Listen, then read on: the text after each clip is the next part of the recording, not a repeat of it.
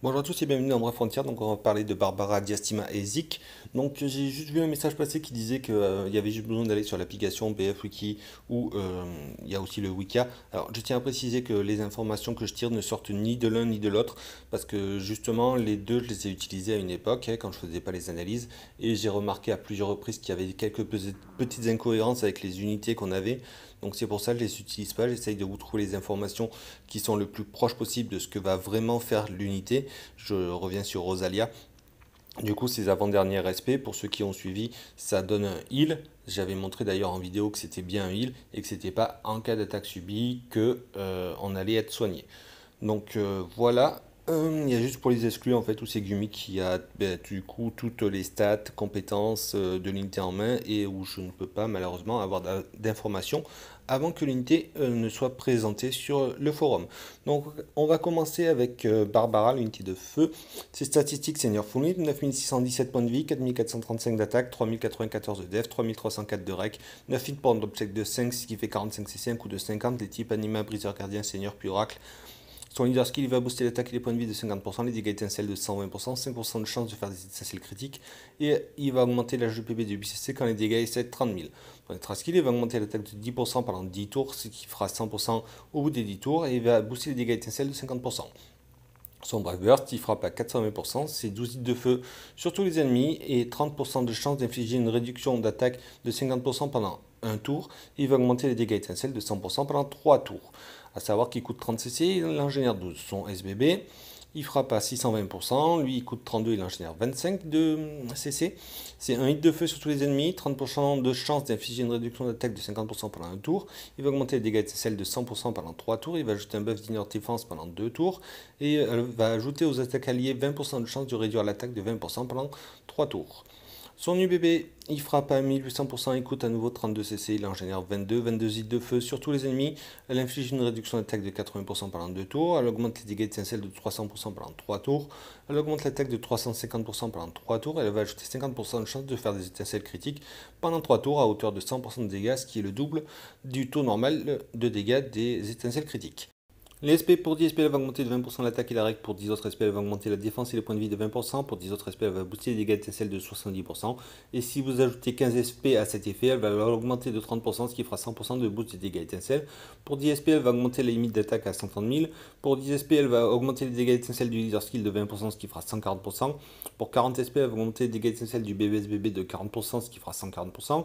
Pour 15 SP, elle va ajouter au bébé l'ajout aux attaques alliées de 20% de chance de réduire l'attaque ennemie de 20% pendant 3 tours. Pour 45 SP, elle va ajouter au BBSBB la probabilité à hauteur de 30% de faire des étincelles critiques pendant 3 tours à hauteur de 50% de dégâts.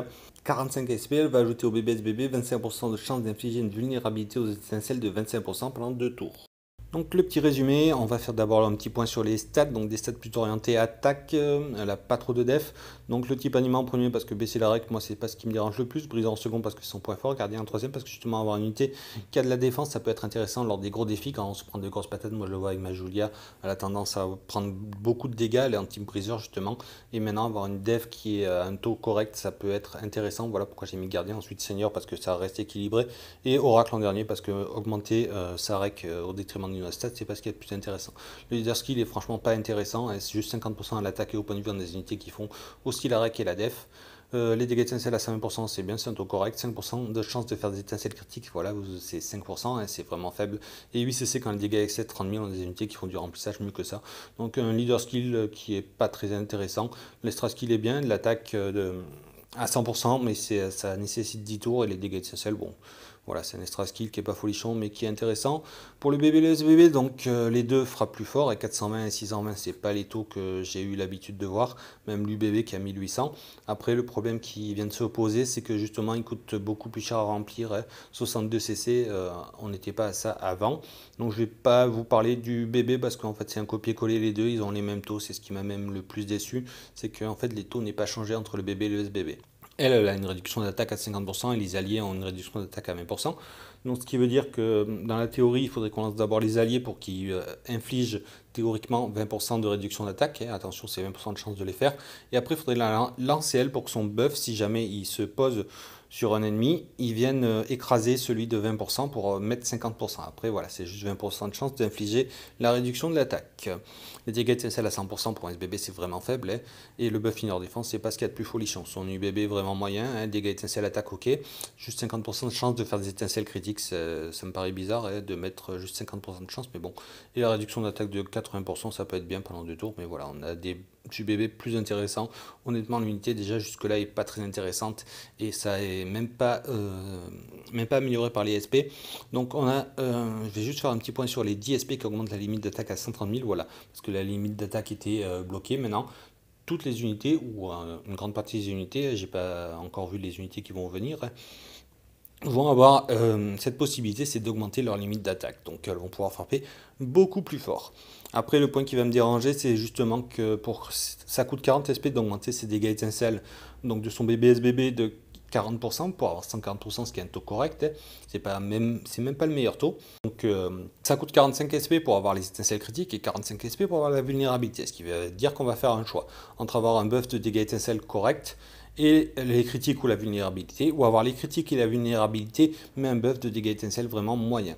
Donc pour ce qui est de CSP, je sais même pas quoi vous dire, moi honnêtement, je partirai donc sur les étincelles critiques, la vulnérabilité et la limite d'attaque. Voilà ce que je ferai pour elle, mais honnêtement, c'est pas une unité intéressante et elle est, mon avis sur elle est du coup moyen. Maintenant, la Diastima, l'unité de type lumière, ses stats Seigneur Full Imp, 9662 points de vie, 4036 d'attaque, 3665 de def, 3437 de règle, 13 hits pour un drop check de 4, ce qui fait 52 C5 ou de 50. Les types Anima, Briseur, Gardien, Seigneur, puis Oracle.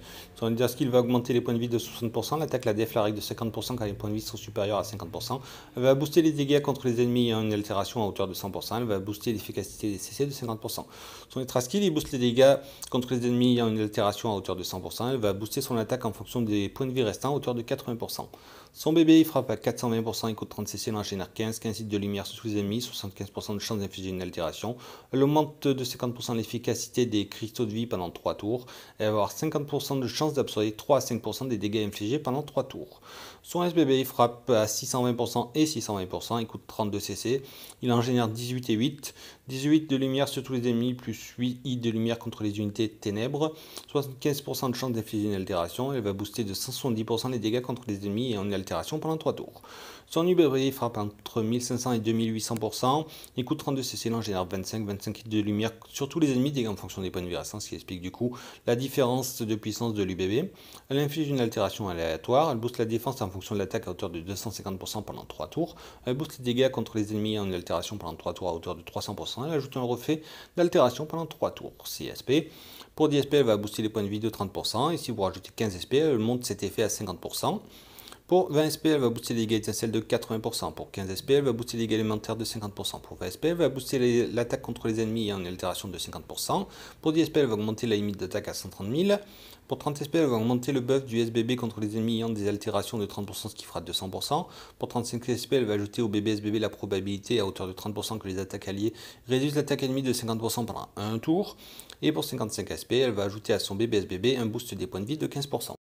Donc elle a des statistiques équilibrées, je ne vais pas trop m'étendre dessus, du coup elles sont très bien ces statistiques. Pour ce qui est du leader skill, je suis un peu déçu que l'attaque, la def, la règle, ce soit à 50% quand les points de vie sont supérieurs à 50%. Donc il y a une condition et je trouve que c'est vraiment dommage parce qu'on a des unités qui font du 50 ou 45% sans condition. Après, bon, plus de dégâts contre les ennemis en altération, pourquoi pas. L'efficacité des CC, pourquoi pas. Mais honnêtement, je n'utiliserai pas. Je trouve vraiment son leader skill est très très moyen. L'extra skill, il est bien, plus de dégâts et plus d'attaque, à condition bien sûr que les ennemis aient une altération, c'est la condition hélas.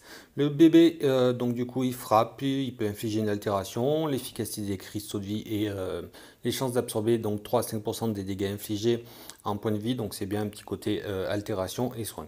Pour ce qui est du SBB, pas mal aussi, il frappe sur les unités de type ténèbres, donc s'il n'y a pas d'unité de type ténèbres, ben, il ne doit pas frapper normalement.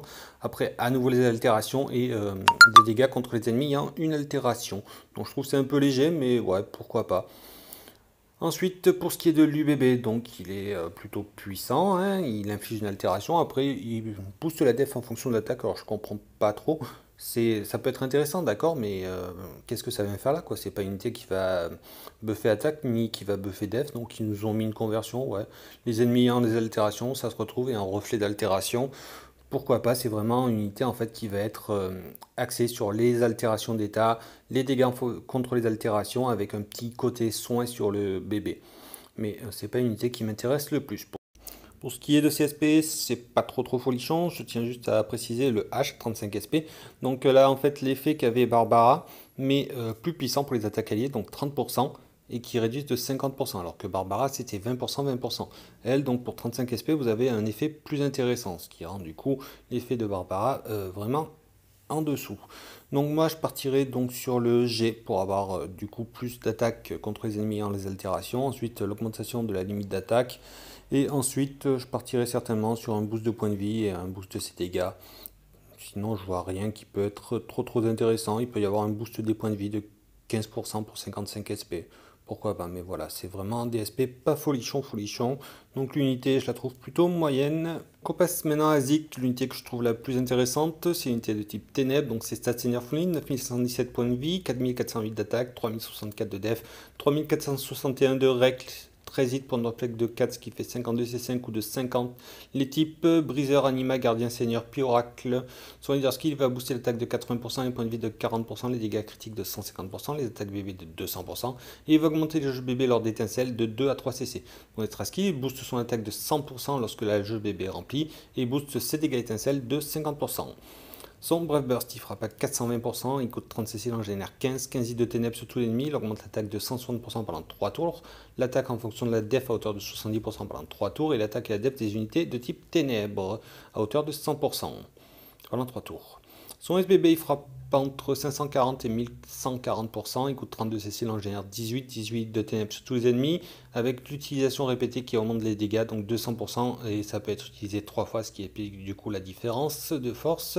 Il va remplir sa propre jauge bébé, il augmente ses dégâts étincelles de 50%, il va augmenter l'attaque à hauteur de 160% pendant 3 tours, l'attaque en fonction de la def à nouveau à hauteur de 70% pendant 3 tours, et il augmente l'attaque et la def des unités ténèbres à hauteur de 100% pendant 3 tours. Son UBB, il frappe à 2500%, il coûte 32 CC, il en génère 44, 22 hits de ténèbres sur un seul ennemi. Il remplit sa propre jauge bébé, il augmente ses dégâts étincelles à hauteur de 70%, il augmente l'attaque à hauteur de 350% pendant 3 tours, il augmente l'attaque en fonction de la def à hauteur de 250% pendant 3 tours, et il améliore les chances de coup critique à hauteur de 60% pendant 3 tours. Au niveau d'SP, pour 10 SP, il va augmenter les points de vie de l'attaque de 20%. Pour 10 autres SP, il va augmenter l'attaque de 50%. Pour 15 SP, il va améliorer l'effet précédent de 30%, ce qui fera 80% d'attaque au total. Pour 15 SP, il va augmenter les dégâts étincelles de 100%. Pour 10 SP, il va améliorer l'effet précédent de 20%, ce qui fera des dégâts étincelles à 120%. Pour 20 SP, il va augmenter les dégâts critiques de 50%. Pour 10 SP, il va augmenter ses limites d'attaque à 130 000.